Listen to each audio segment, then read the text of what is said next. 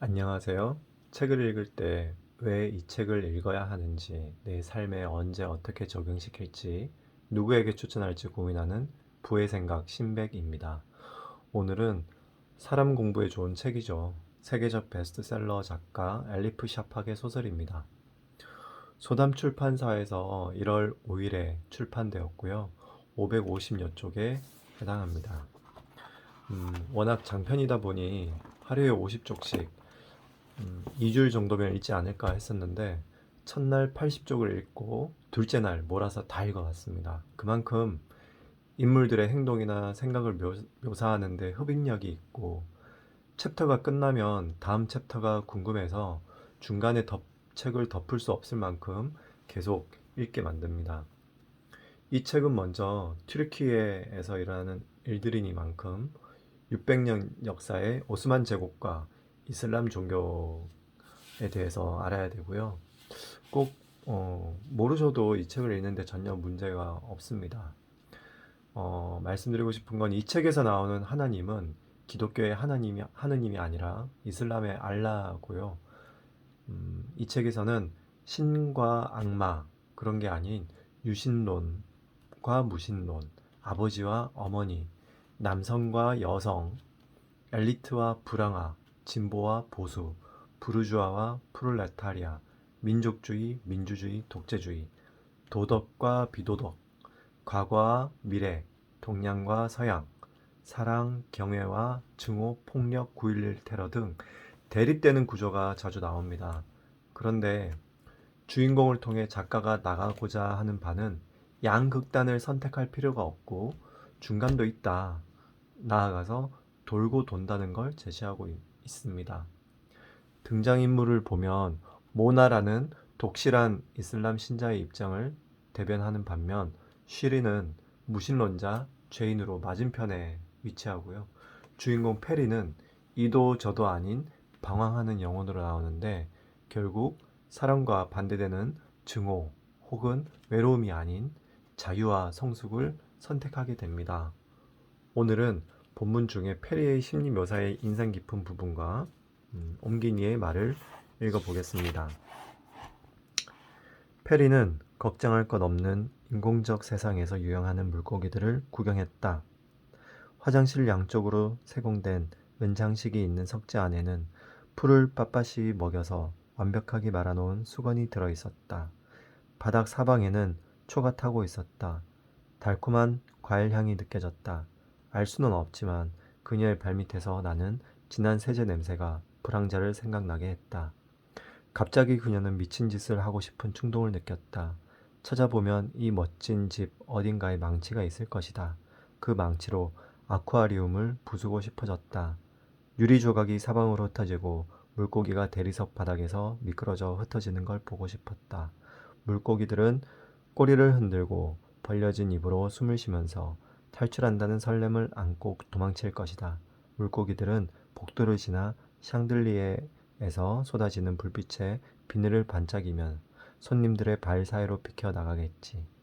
뒷문으로 미끄러지듯 빠져나와 현관의 한쪽 끝에서 다른 쪽 끝으로 건너갈 테고 죽기 직전 순간에 바다에 도착해 푸른 물속으로 뛰어들 거야. 그리고 늘 같은 물속에 사는 것에 신물이 나 있는 예전과 조금도 다르지 않은 옛날 친구들, 친척들과 만나겠지. 막 바다에 도착한 물고기들은 다른 물고기들에게 이야기해 주겠지. 그 어마어마한 저택에서의 삶과 저녁이면 뭘 먹어야 할지 고민하지 않는 대신 자유를 포기하는 것이 어떤 것인지 얼마 지나지 않아 도망쳐 나온 물고기들은 큰 물고기들의 밥이 될 거야. 편안한 환경에 젖어 있던 물고기들은 위험한 바다에서 살아남기 힘든 법이니까. 그래도 단 1분이라도 물고기들이 맛본 자유를 아쿠아리움에서 지낸 수많은 세월과 바꾸고 싶어 하지는 않겠지. 아, 망치를 찾을 수만 있다면, 찾아서 저 인공적 세상을 무너뜨릴 수 있다면 좋으련만. 솔직히 페리는 자신의 마음이 두려웠다. 그런 생각도 두렵고, 그걸 실행에 옮길지도 모를 자신도 두려웠다.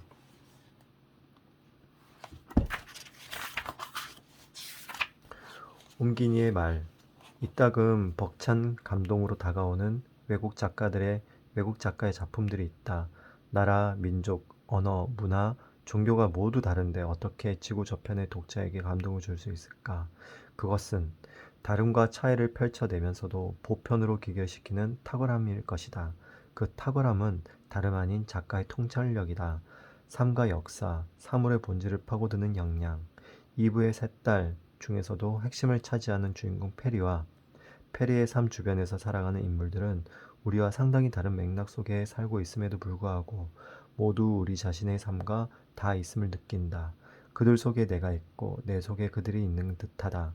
절대 자신은 존재하기는 하는 걸까? 그렇다면 왜 이 세상은 온갖 불의와 악행이 사라지지 않는 것일까? 신은 왜 착하고 선한 사람이 고통 속에 사는 걸 묵인하시는 걸까? 종교마다 각각 다른 그 신들이 만든 이 세상은 왜 하나일까?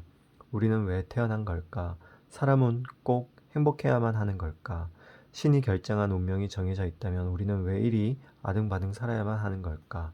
삶을 살아내면서 만나게 되는 근원적인 질문들과 세상에 대한 원망, 뒤엉킨 고르디우스의 매듭처럼 그렇게 우리들의 삶은 펼쳐진다. 이브의 세 딸에는 페리를 중심으로 주어진 자기 앞의 생을 각자 나름의 방식으로 대응하며 살아가는 가족과 친구들의 인생 이야기가 펼쳐진다. 그 누구도 완벽하게 행복하지도 불행하지도 않다. 서로의 신념과 신앙과 삶의 방식 때문에 부딪히고 핥히며 싸우기도 하지만 적당한 접점에서는 화해하기도 한다. 이 책을 처음 접했을 때부터 페리는 나를 그 책 속으로 끌어들였다. 번역을 시작하면서 마치는 순간까지 주인공 페리는 내게 설렘을 주기도 했고 가슴을 찌르는 연민과 고통을 주기도 했다. 내가 어린 시절부터 겪었던 여러 우여곡절과 아픔의 성장통을 페리도 겪는 것 같아서 한동안 번역이 진척되지 않기도 했다.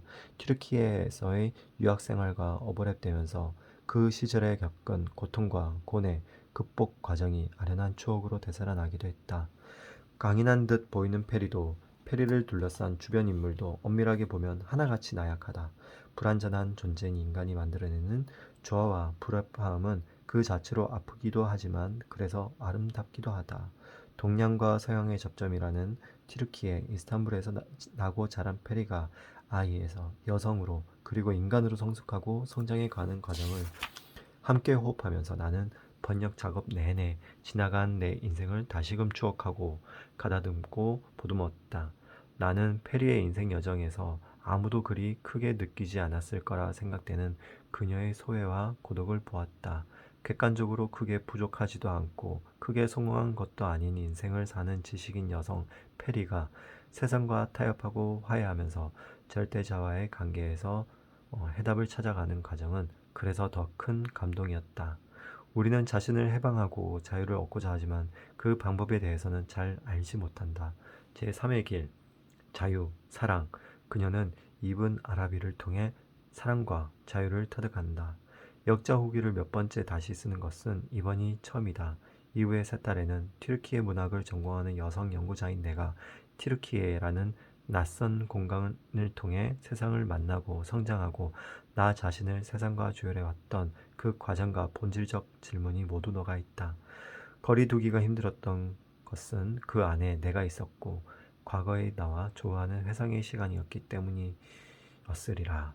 질문하기와 사랑하기 이 두 가지는 인간을 가장 인간답게 그리고 위대하게 만드는 힘이라는 말이 있다. 작가 엘리프 샤팍은 이브의 세 딸을 통해 세상을 살아가는 모든 영혼의 근원적 질문과 사랑 그리고 자유를 말하고자 한 것은 아닐까? 이 책으로 나는 작가의 삶에 대한 인식의 깊이가 그의 명성만큼이나 놀라운 수준임을 확인할 수 있었다.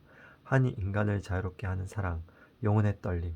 어쩌면 작가는 페리를 통해 한 여성의, 한 인간의 해방일지를 쓰고 싶었는지도 모르겠다. 그 여정을 튀르키예라는 세계와 한국 독자를 이어주는 번역이라는 영매 작업을 통해 함께 할 수 있음에 감사하다. 그래서 번역 일은 소중했고 행복했다. 그 행복을 한국 독자들과 영혼의 떨림으로 함께 나누길 소망한다. 2022년 5월 가슴에 오직 사랑만이 가득한 날 오은경.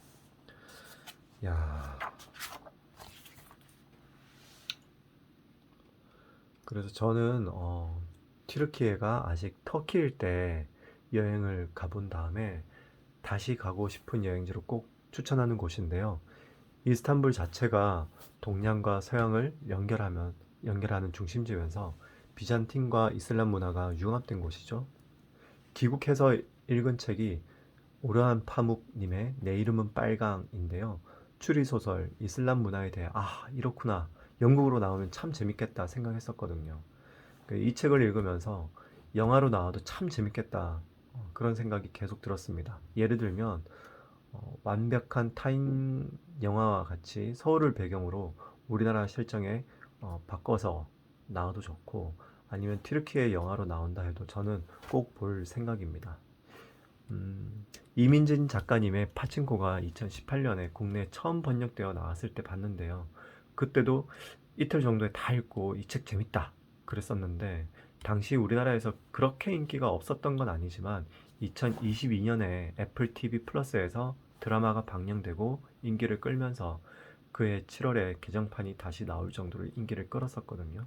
이브의 세 딸도 요즘 장편 소설이 서점가에 큰 인기가 없는 것으로 아는데, 이브의 세 딸은 입소문으로 꾸준히 팔릴 것 같고, 조만간 넷플릭스에서 시리즈로 나오면 대박 날 것 같습니다. 좋은 소설책을 제공해 주신 소담 출판사에 감사드립니다. 마음 공부, 몸 공부, 사람 공부로 온전하고 완벽하고 튼튼하고 강하고 정답고 조화로우며 행복하시기 바랍니다. 부의 생각 신백이입니다. 감사합니다.